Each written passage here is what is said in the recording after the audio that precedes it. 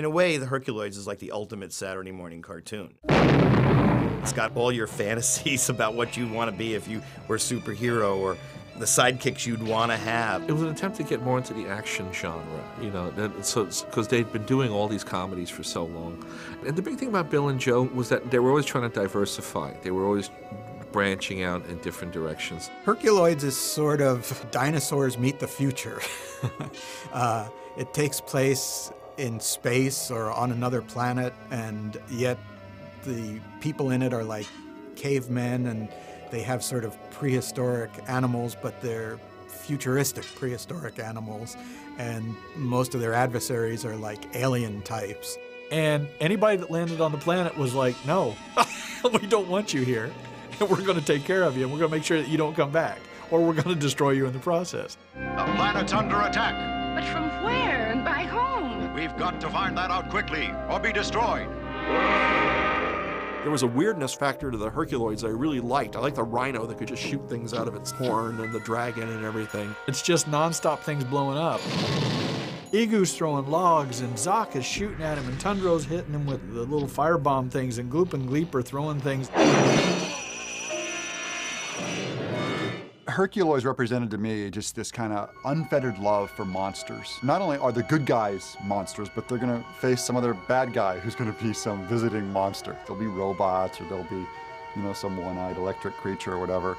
And if you look at how they fight, they basically end up doing what you do, you know, when you draw little monsters on your lined paper in school, is just kind of go like, boo, boo, boo, bzz, bzz, and you shoot different lasers at them.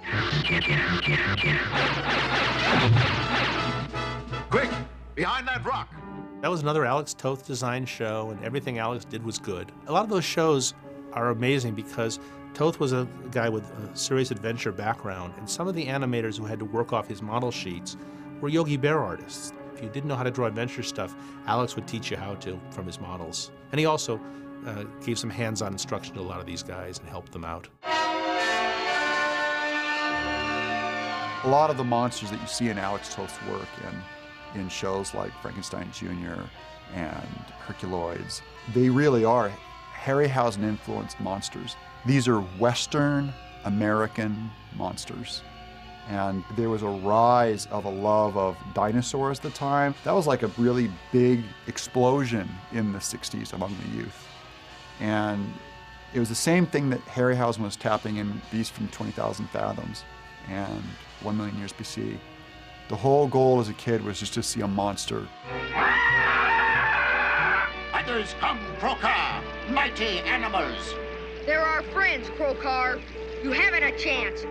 Alex kind of redefined the superhero idea for limited animation. He's probably one of the single most influential guys in the Hanna-Barbera canon as far as the live-action characters go, any of the superhero stuff, any of these Herculoid space shows.